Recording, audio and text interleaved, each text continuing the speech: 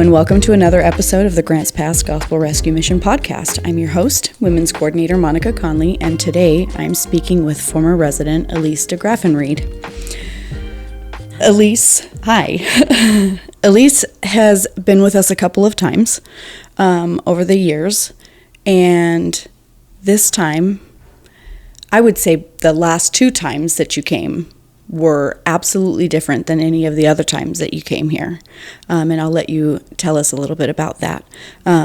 But she's had her struggles, and she is absolutely a miracle of what the Lord can do in someone's life when they surrender to it. So, Elise. Yes.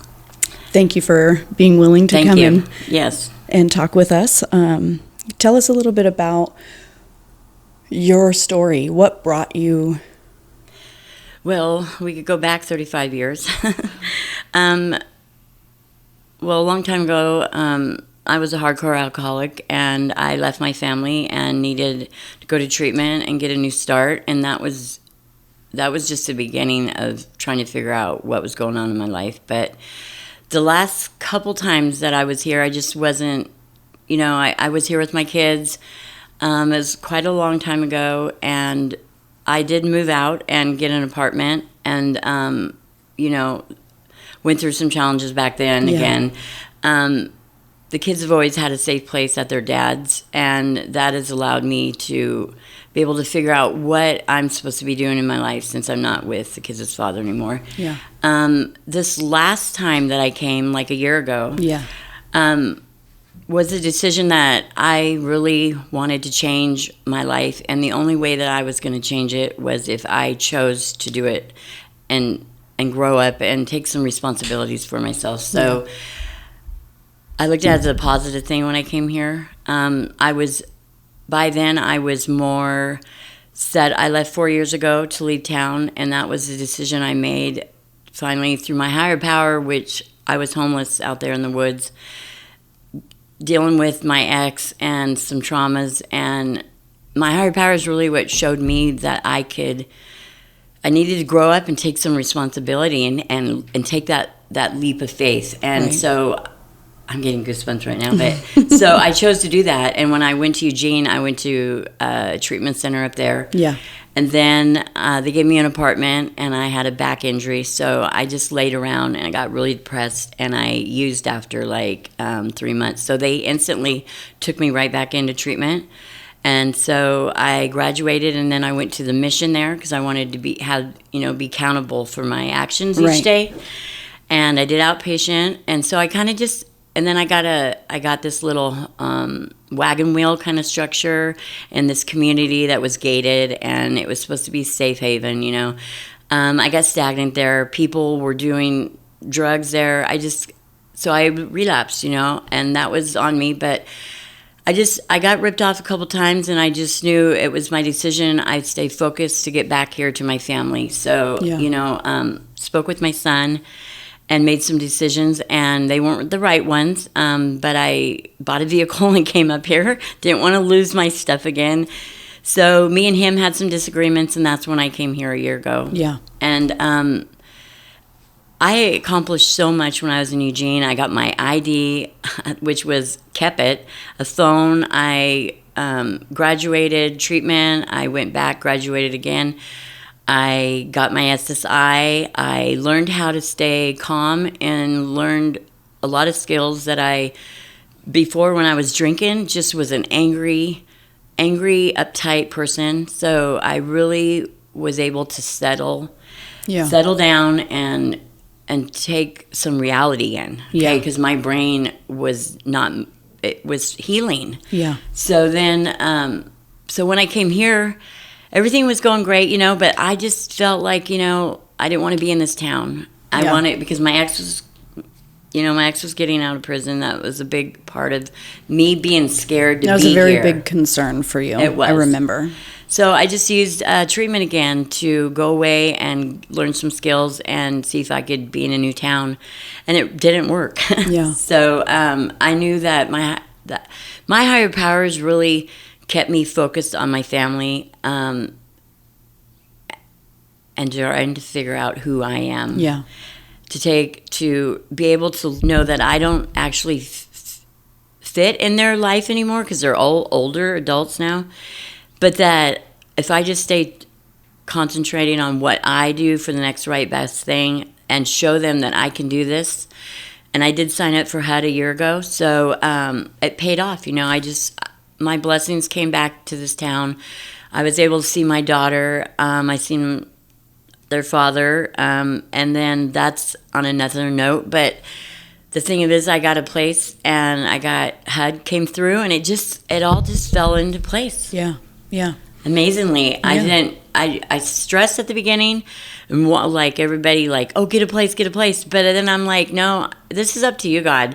I really think it's going to be harder than I realized, but I made the steps to be able to have good credit, and I built that up. And just 1 month, I was able to have outstanding credit, and I didn't even know it. Yeah, yeah.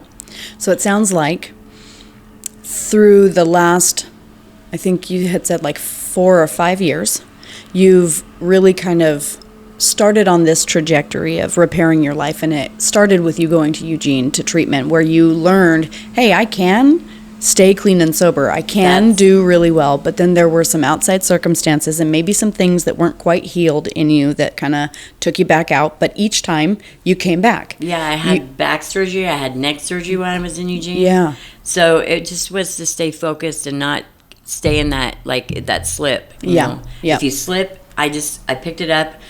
Accept responsibility. Accept responsibility. I was saving money.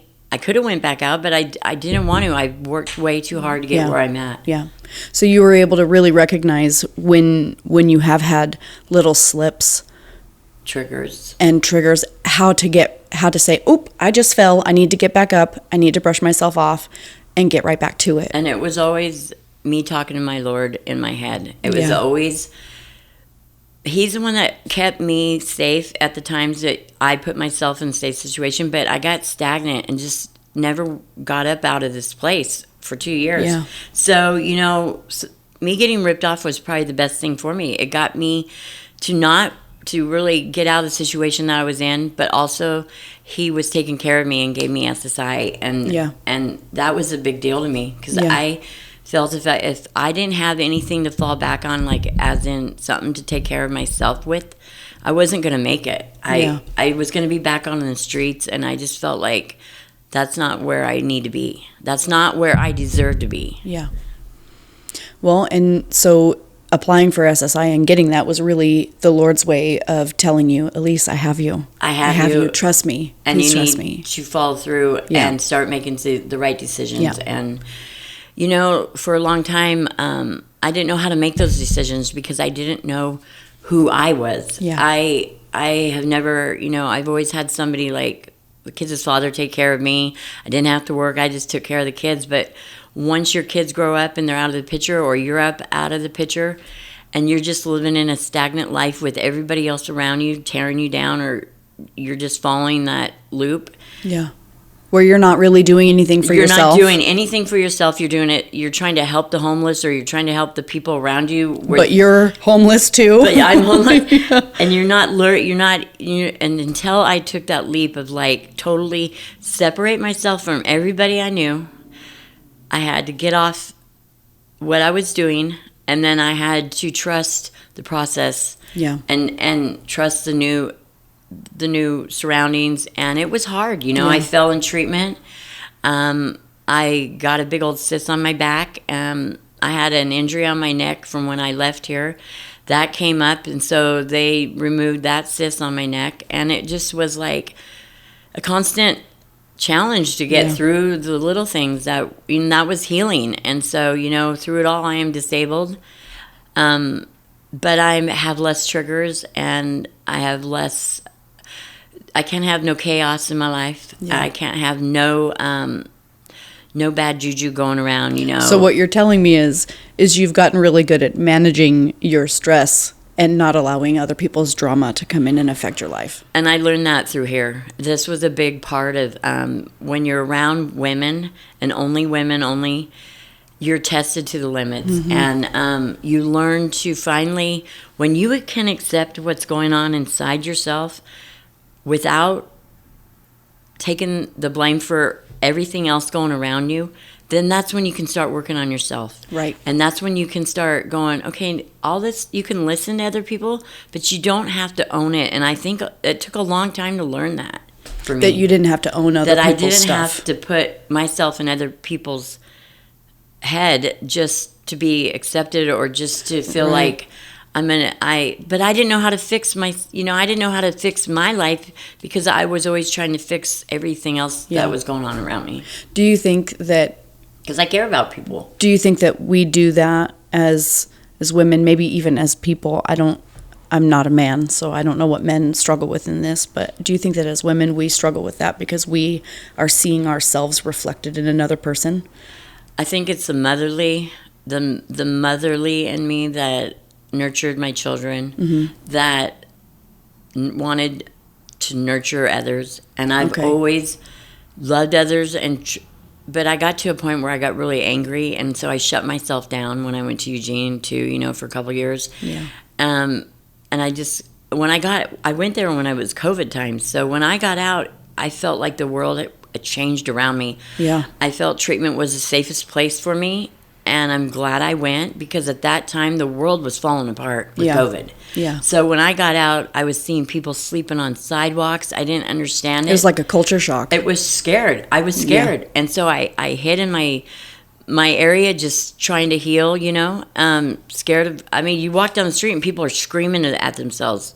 And I'm like in Eugene and not even knowing my surroundings either when I got out. So. Yeah. But I do think nurturing has a lot to do with what you asked. Yeah. I kind of forgot already, so. It's okay. I was asking if we kind of felt like maybe we would... I didn't know how the frustration and stuff that we feel with other women, if it's because we're seeing ourselves reflected in them. Like if somebody...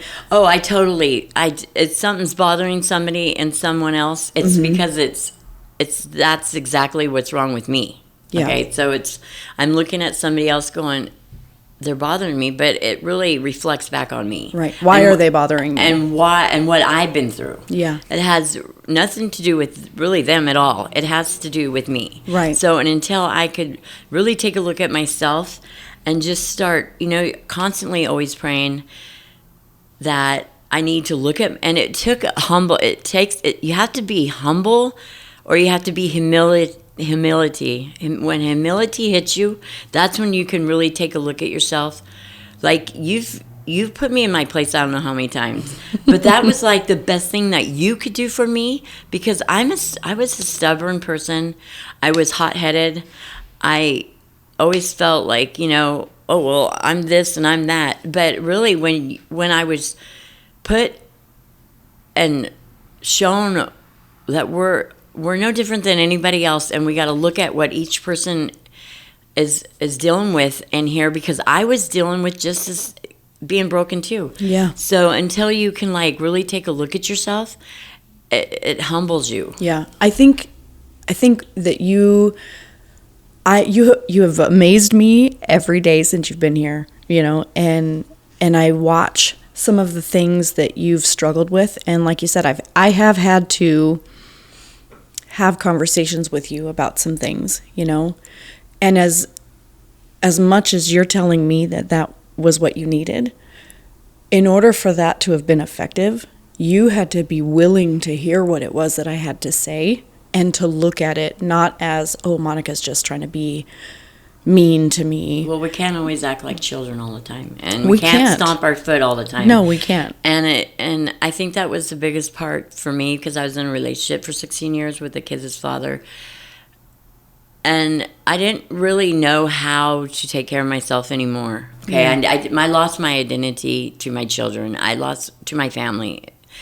So to try to find out as an adult now who you are and to try to get back in society was really hard. Yeah. You did it. You did it. Yes. And I'm really proud of you. With the structure of this community and this mission is really the safety zone that I was able to heal and come home to a safe place to sleep, have food in my belly, and have prayer. And have a safe place to learn new skills. And be able to learn new skills. And practice them, right? Because it's not just hearing this skill, it's being able to do it. And you did that very well. It's budgeting. It's not wanting things. Okay, so this was another thing that I learned a long time ago when all my stuff kept on getting stolen. I came to a realization that I was like, God, I have too many clothes out in the woods. I can't wash them.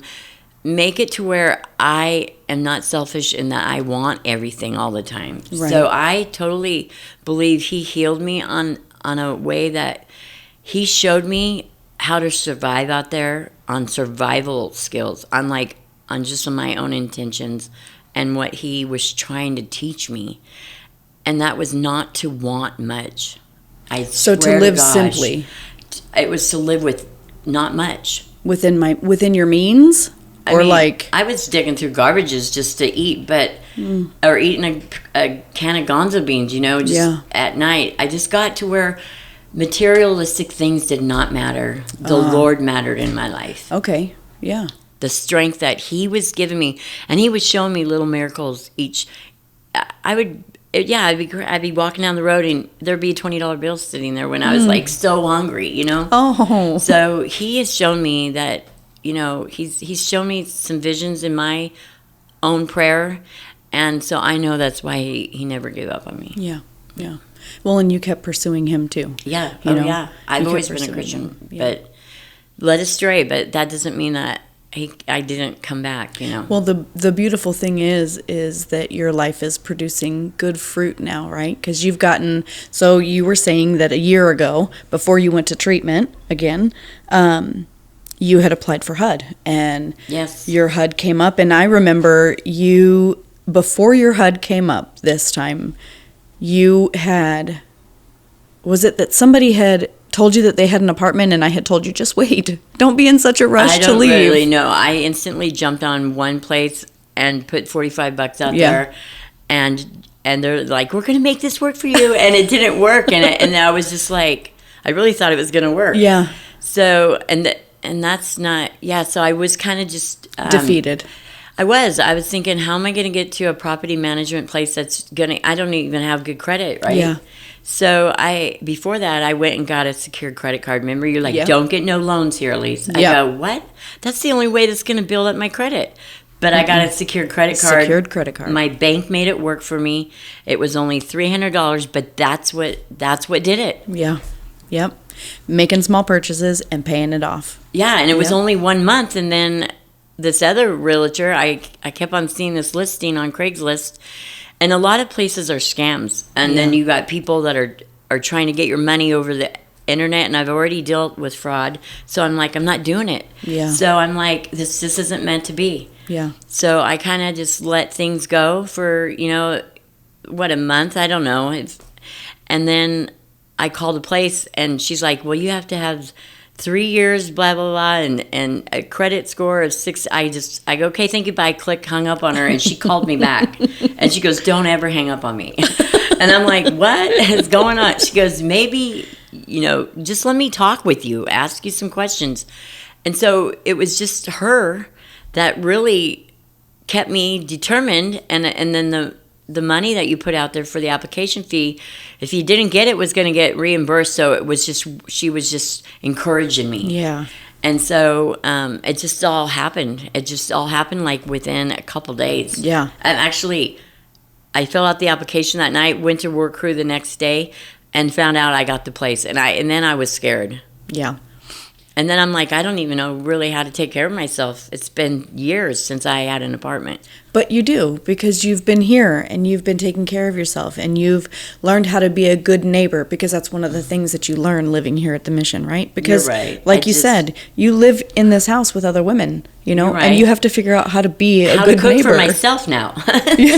That's really hard to cook for one person.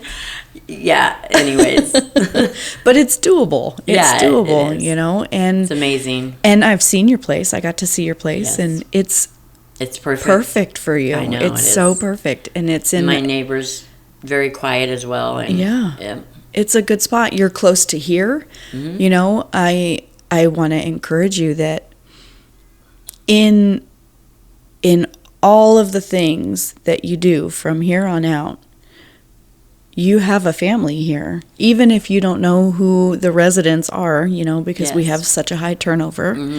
But you can always come back here. You can always reach out and say, hey, Monica, I'm really struggling today. Can I just... You're right. And I know that. And I have been struggling with the loneliness or just the quietness of trying to settle in. I'm overwhelmed with what I've been carrying around in my vehicle for the last year. That's not even important now.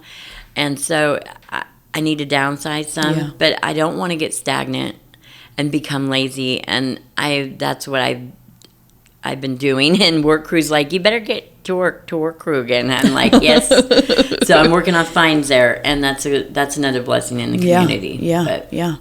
Well, praise the Lord that you have the awareness that you can look at it and say, I'm starting to get a little bit complacent now. Things are starting to, I'm feeling overwhelmed, and I'm feeling like, maybe I don't want to go to work crew, but I need to. It's totally, one thing is to sleep in till 12, but every day, no. That's, my brain has already triggered my thinking into saying, well, you're not in a program anymore. You can do what you want. You can go to bed when you want. You can get up in the middle of the night and eat, do whatever, and it's good to have a routine. It is. So it's good to get up in the morning and stay with a routine. So I just gotta, once work crew's done, I got some other goals, and that one is my daughter. And so, Yeah. Working towards reconciliation and restoring your family and things like that. So, well, keep up the good work. Yes. Okay.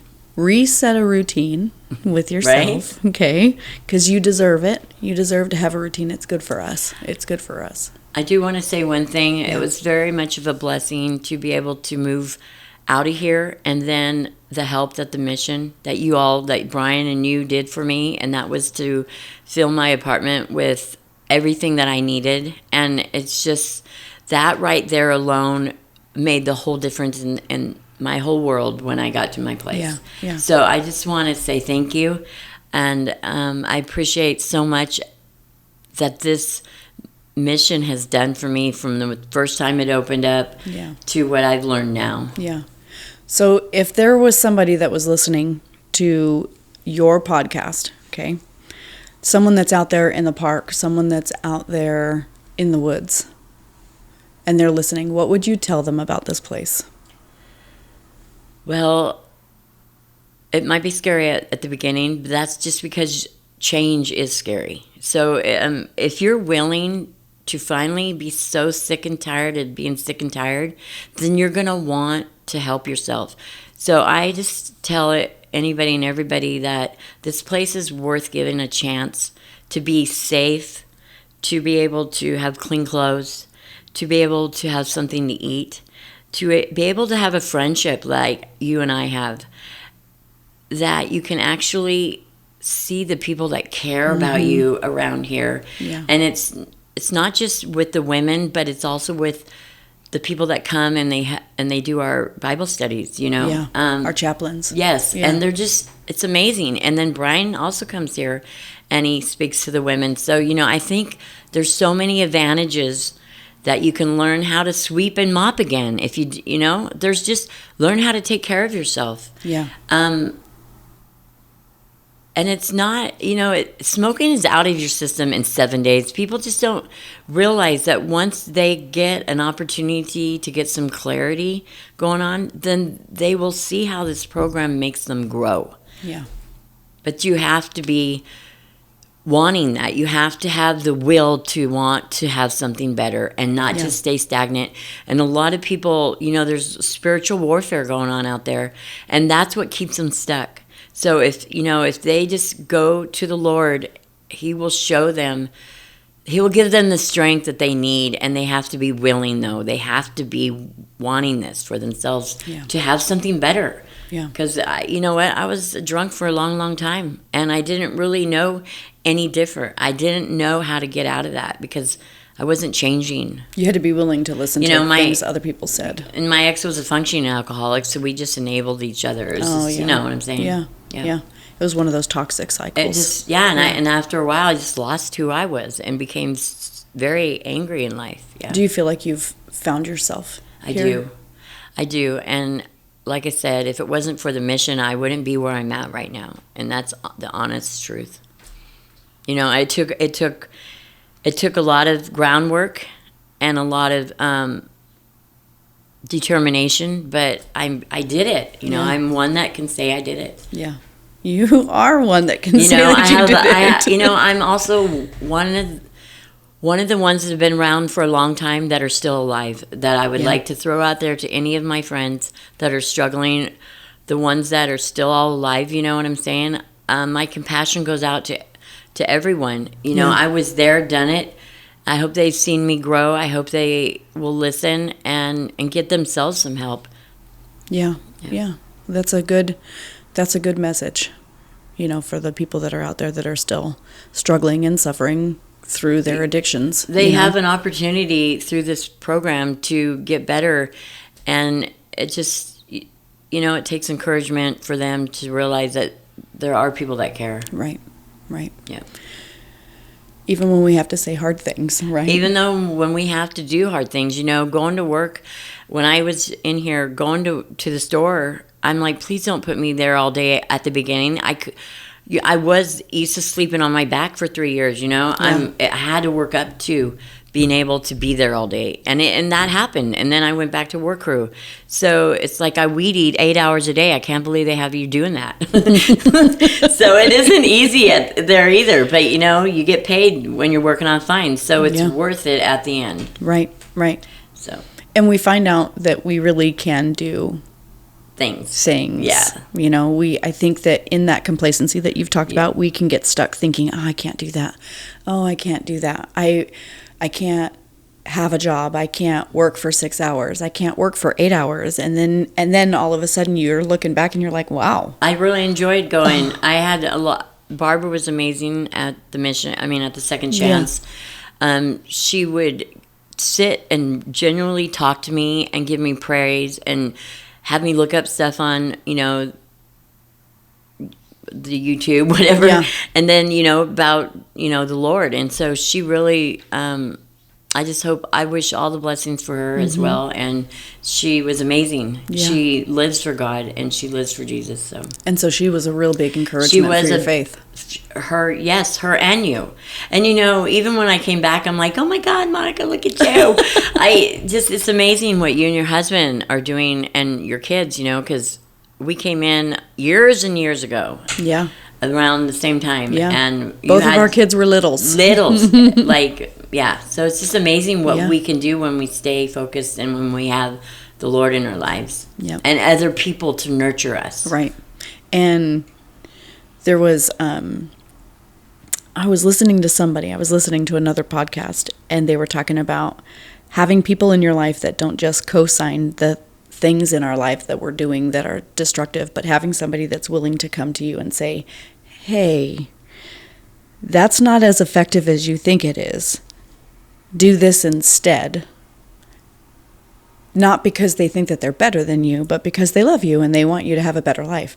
And I feel very honored that I've had that place in your life. Thank you, that Monica. I've been able to say, I've been able to speak some things to you that. Yeah, but you're a very caring and nurturing coordinator here. And not just that, but a friend that genuinely really cares for us women. And we can see that out of you. So if we didn't see that out of you, we wouldn't get this program. You know, it takes somebody that's been there, that's grown, and that has the Lord in her life, and that has been nurtured by the community around, because you've done the steps to build yourself up to this position. And that's amazing. So I'm very proud of you as well. Well, thank you, Elise. And you've done the steps too. I remember a long time ago, I think it was Shauna, she was like, they all tried to get me to come back here a long time ago. I'm like, yeah, whatever. You know, it's just like, it was crazy back in those days. But I'm just very blessed to have the opportunity, because I was calling and calling and calling. Finally, Cindy goes, well, we don't call back. I'm like, now you're telling me. 2 months. I've been waiting 2 months for Monica to call me in Klamath Falls. I'm coming home. I'm on my way. Yeah. Well, so. I'm very grateful that I've been able to be a helpful piece in your life. Thank you.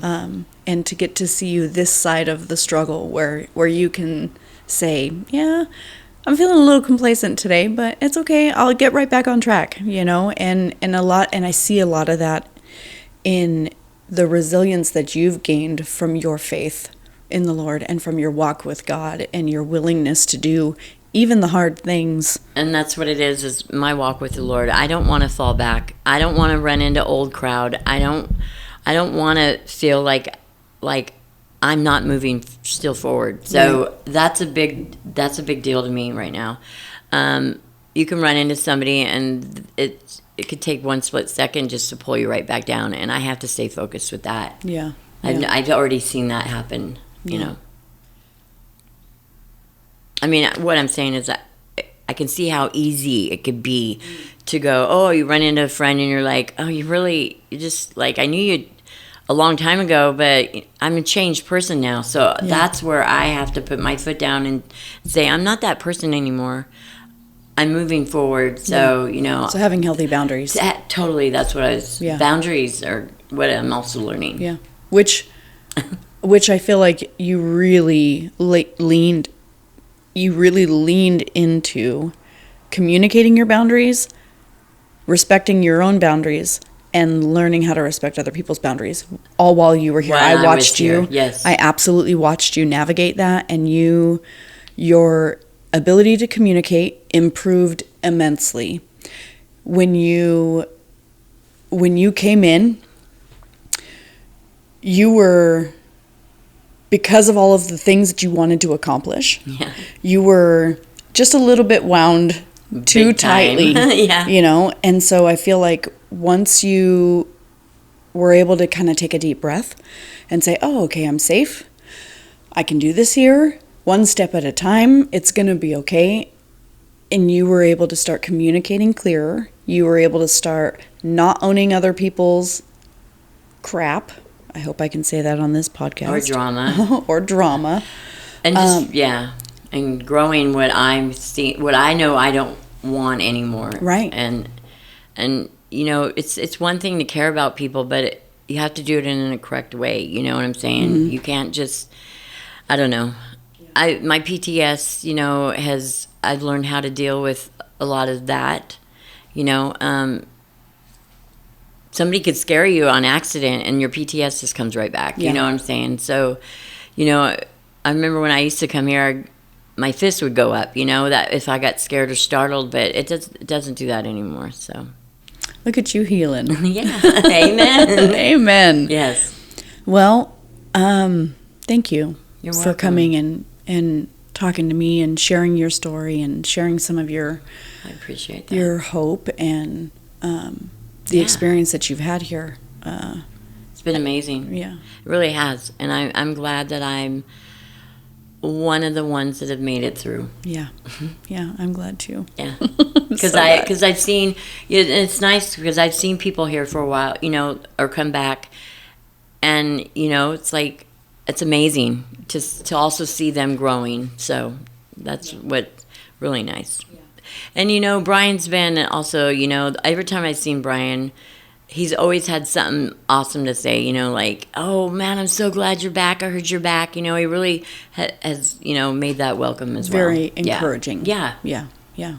Well, we all try to be very encouraging, and success stories really help us to remember, why is it that we do this? Because we get to see people recover. We get to see people do better in their lives. Right now. I will. Yeah, I've seen the change in me as well, and so it's amazing. Yeah. Yeah. I think that. So you had been here a couple of times. I had been here a couple of times. I've been here like 4 times. Yeah. So I think one of the things that I've seen is that it's never the last time until it's the last time. Right. I've been told it's the last time. So no, yes. But when it is the last time, you know it, you feel it. Yeah. You know that you've worked hard to get this place. You know, it's not, it just wasn't, that took a year to get on HUD and to get the community to help me. And that's, you know, that's amazing. And as you well. learning how to budget, and you learning how to Yeah. communicate and be a good neighbor, and you learning how to deal with your triggers, and how to set good boundaries, and how to cook for a group of people, and how to sweep and mop again, and Yeah. how to go to work crew, and how to work at a thrift store, and how to do life, how to have a structure, how to Without anger. without anger. You've done it. Yeah. You have done it, Elise. You've done it. Yay! I know. Thank you. You're welcome. I'm so, feels good to know somebody for a long, long time and to see the accomplishments that I've done. Yeah. Yeah. It's really, you are an inspiration for me. Thank you. You're welcome. So, with that, thank you for speaking with me today. Yes. This about does it for another episode of the Grants Pass Gospel Rescue Mission podcast. I want to thank our guest, Elise DeGraffenreid, for spending some time with me today and sharing your experience, strength, and hope. Honored. Thanks. If you enjoyed what you've heard today, please share it with a friend. If you want to learn more about getting involved with the mission, maybe becoming a volunteer, or if you need information on how you can support our programs, head over to our website at grantspassmission.org. Thanks again for listening, and have a great rest of your day. Bye. Bye.